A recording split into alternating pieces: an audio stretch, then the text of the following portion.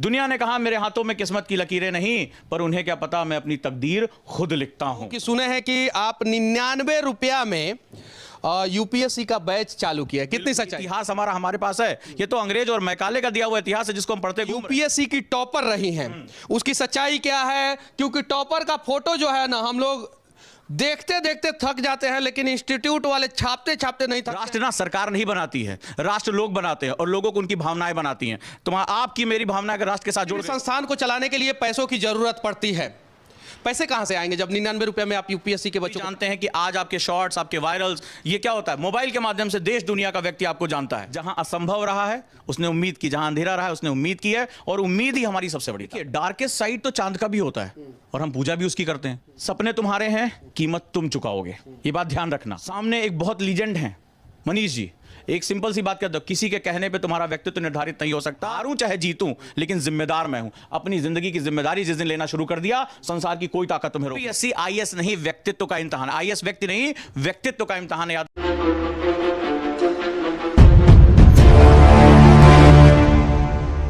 अभी मैं एक स्टूडियो में हूं जहां पे फिल्म या सीरियल का शूट नहीं होता है और ना ही किसी गाने का शूट होता है। यहां पे युवाओं का भविष्य बनाने के लिए शिक्षा पे शूट होता है। और अभी सर हमारे साथ हैं, इनसे हम लोग जानने का प्रयास करेंगे कि आखिर इस स्टूडियो में क्या होता है। तो सबसे पहले ओजंक सर, आपका सच तक न्यूज में स्वागत है।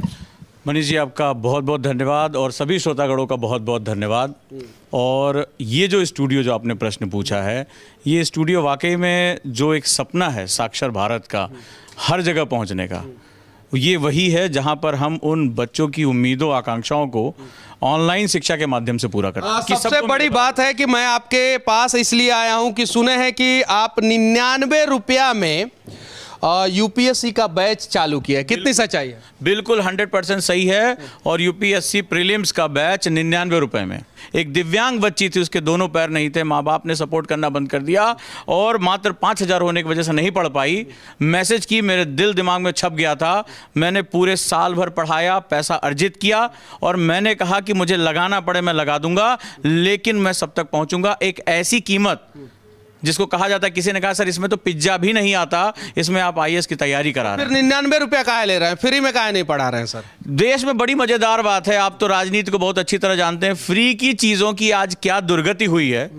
और आपने देखा होगा फ्री के नाम पर आज राजनीतिक प्रोपेगेंडा किस तरह से हो रहा है। ये एक तरह से फ्री है, लेकिन मात्र कि मैं सही हूं, मैं पढ़ना चाहता हूं, इसके लिए मात्र रजिस्ट्रेशन फीस है। इस स्टूडियो में एक फोटो लगा हुआ है जो यूपीएससी की टॉपर रही हैं, उसकी सच्चाई क्या है? क्योंकि टॉपर का फोटो जो है ना, हम लोग देखते देखते थक जाते हैं, लेकिन इंस्टीट्यूट वाले छापते छापते नहीं थकते हैं। कभी इस इंस्टीट्यूट का, कभी उस इंस्टीट्यूट का, इस प्रकार से। तो ये जो टॉपर है वो आपकी टॉपर है या आपने भी किसी इंस्टीट्यूट का फोटो उठा के छाप लिया है? अब देखिए, इसका तो वीडियो यूट्यूब पे पड़ा है। हाँ। जब इंटरव्यू चल रहा है सब कुछ है, लेकिन इस फोटो में एक बड़ी खास बात है। जानते हैं क्या? ये उसके घर में शूट किया गया है। ठीक है, उसके घर में, ये उसके घर में बेडरूम है। इस टॉपर में क्या अंतर था जो ये टॉप कर गई और दूसरे बच्चे टॉप नहीं कर पाते? हार ना मानना।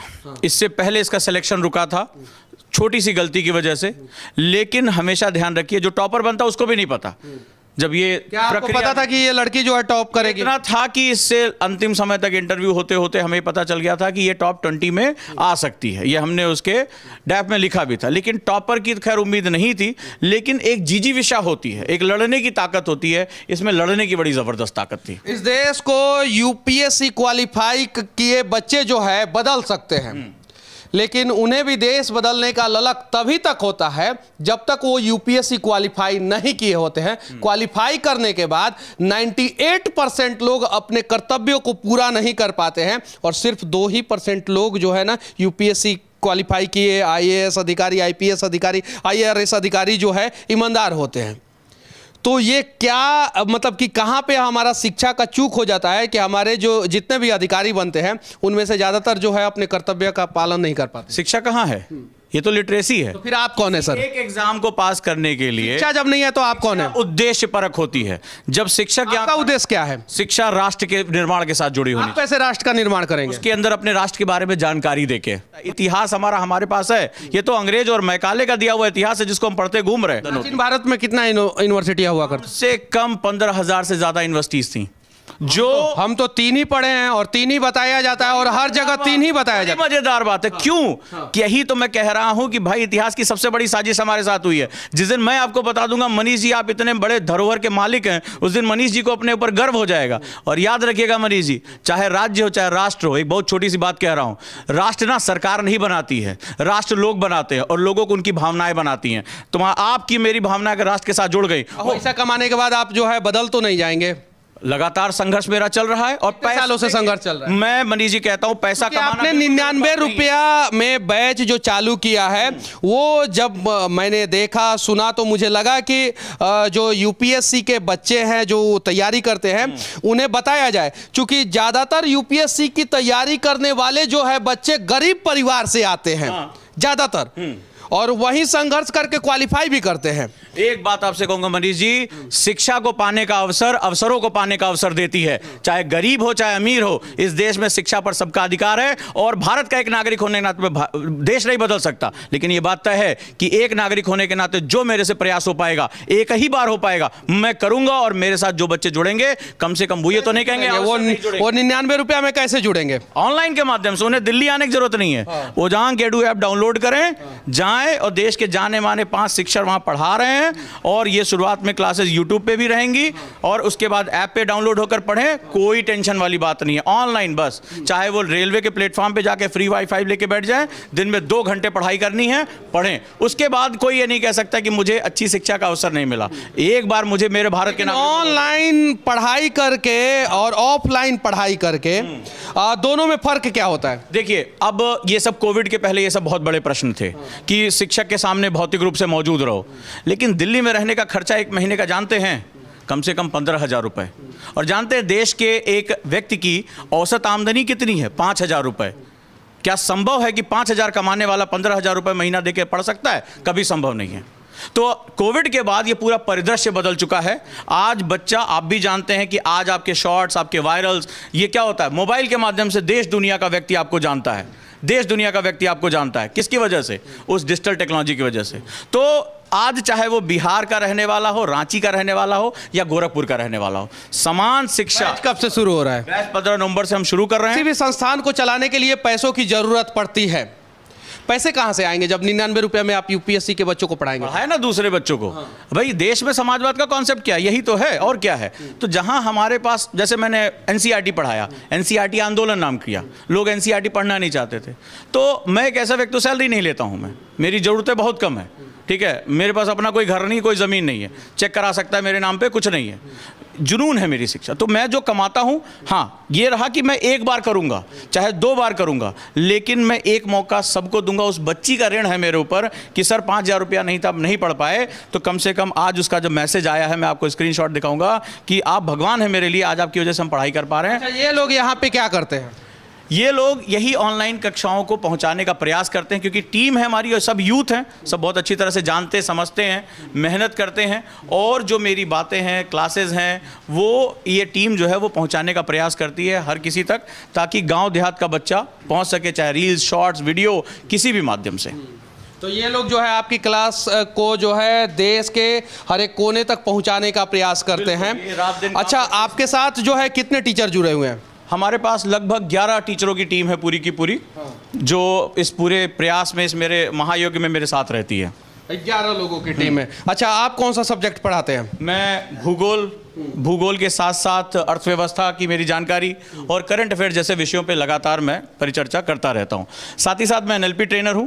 भारत को मतलब होता क्या है सर? Neuro linguistic programming. जैसे आपने मोटिवेटर का नाम सुना होगा, तो हम मोटिवेटर से कहीं ज्यादा एनएलपी ट्रेनर हैं। एनएलपी का मतलब होता है, आपने कहा कि साहब मुझे मोटिवेट होना है, मुझे सुबह जल्दी उठना है, मुझे ज्यादा देर तक पढ़ना है, एनएलपी आपको बताता कैसे।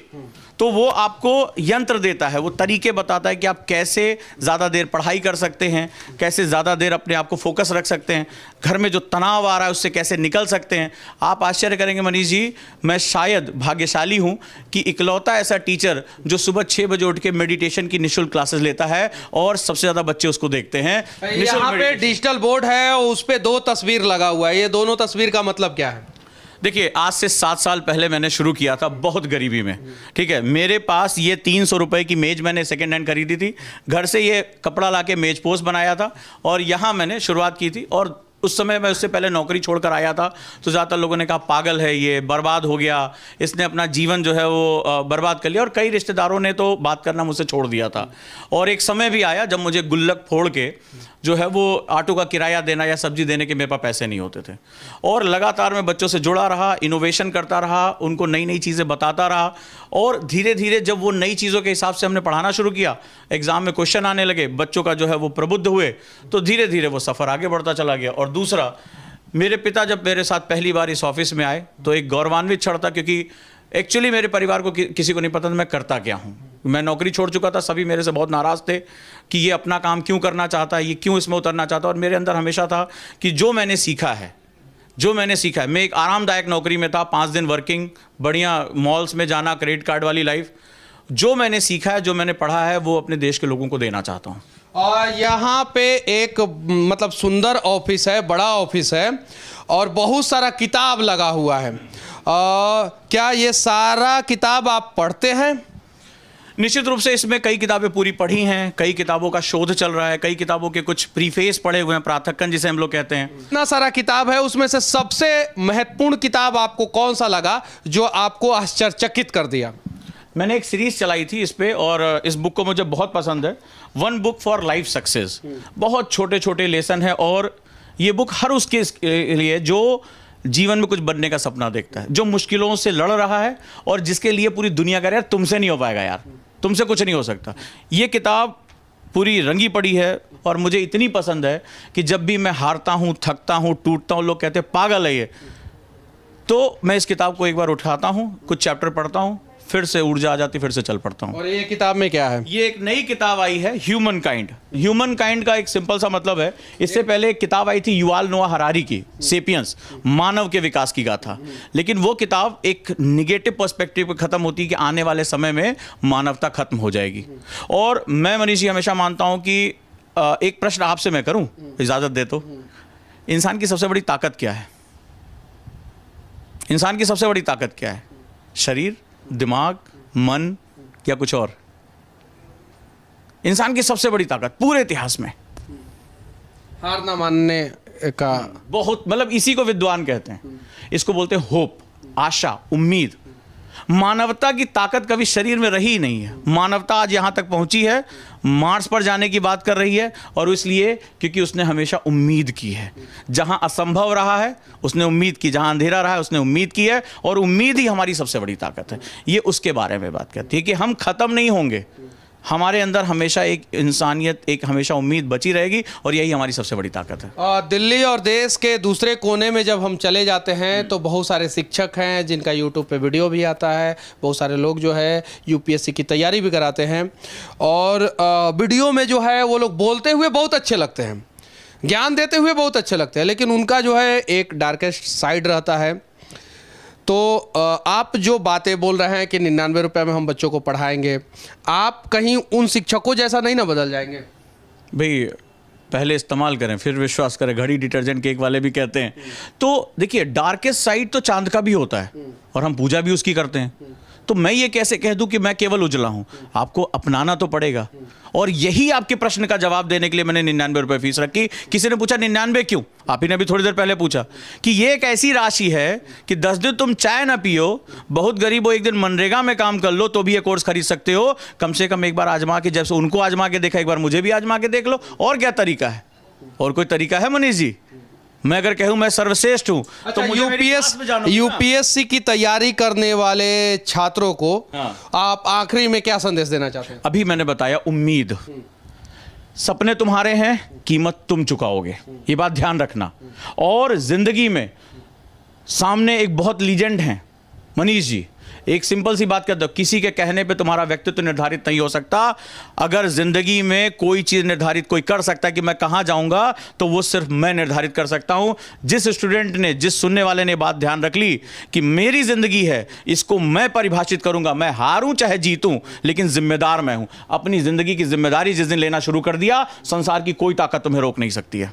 अच्छा, जिंदगी की जिम्मेदारी लेना शुरू किया तो संसार की कोई ताकत नहीं रोक सकती है। लेकिन किसी भी कंपटीशन एग्जाम की तैयारी करने वाला छात्र जो है, वो कंपटीशन एग्जाम में क्वालिफाई करेगा कि नहीं करेगा, इसका पैरामीटर क्या होगा और किस प्रकार से वो तैयारी करे कि क्वालिफाई कर जाए? देखिए, सबको डिमांड सप्लाई है। जिस भी परीक्षा को आपको तैयारी करनी है, पहले उसकी आप रिक्वायरमेंट जानिए। मान लीजिए आप गए बाजार में, आपका यूपीएससी का क्या रिक्वायरमेंट है? यूपीएससी आईएएस नहीं, व्यक्तित्व का इम्तिहान। आईएएस व्यक्ति नहीं, व्यक्तित्व का इम्तिहान, याद रखिएगा। ये पूरी पर्सनालिटी चाहता है। आजकल तो पूरा एकेडमी जो है पेपरों में एडवर्टाइजमेंट देता है, कहता है कि हम आईएएस बनाते हैं, आईपीएस बनाते हैं। कोई ये नहीं बोलता है सर कि हम व्यक्तित्व का निर्माण कर रहे हैं, कोई नहीं बोलता है। और आप तो व्यक्तित्व का निर्माण की बात कर रहे हैं, क्योंकि सबसे कठिन प्रक्रिया यही है। मैं आपको ईंटा मारूं, चोट आपकी होगी। व्यक्तित्व निर्माण में वो छीनी हथौड़ी मुझे खुद पे चलानी होगी। मुझे अपनी नींद को छोड़ना होगा। मुझे अपनी प्रेमी प्रेमिका को छोड़कर इन किताबों से मोहब्बत करनी होगी। और जब खुद को बनाने की बात आती है ना, दुनिया की सबसे कठिन जर्नी यही होती है। जब खुद को बनाने की बात आती है तो दुनिया की सबसे कठिन जर्नी यही होती है। और ये हैं ओजंक सर, जो ओजंक आईएएस एकेडमी चलाते हैं और 99 रुपया में बैच का शुरुआत किए हैं। अब देखते हैं 99 रुपया जो है भविष्य में कौन सा गुल खिलाता है, और भविष्य में भी हम लोग इन सब चीज़ों पर चर्चा करेंगे। तब तक के लिए हमारा ये प्रयास आप लोगों को कैसा लगा और सर की बातें आप लोगों को कैसी लगी, कमेंट करके जरूर बताना। बोलना अगर इजाजत दें। हाँ, बोलिए। दुनिया ने कहा मेरे हाथों में किस्मत की लकीरें नहीं। दुनिया का तुम्हारा भाग्य नहीं यार, तुम बहुत कमजोर हो। दुनिया ने कहा मेरे हाथों में किस्मत की लकीरें नहीं, पर उन्हें क्या पता मैं अपनी तकदीर खुद लिखता हूं। तो अपनी तकदीर खुद लिखने का जुनून पैदा कर लो, दुनिया तुम्हारी है। अपनी तकदीर लिखने का खुद जुनून पैदा कर लो, दुनिया तुम्हारी है। जय हिंद। जय हिंद।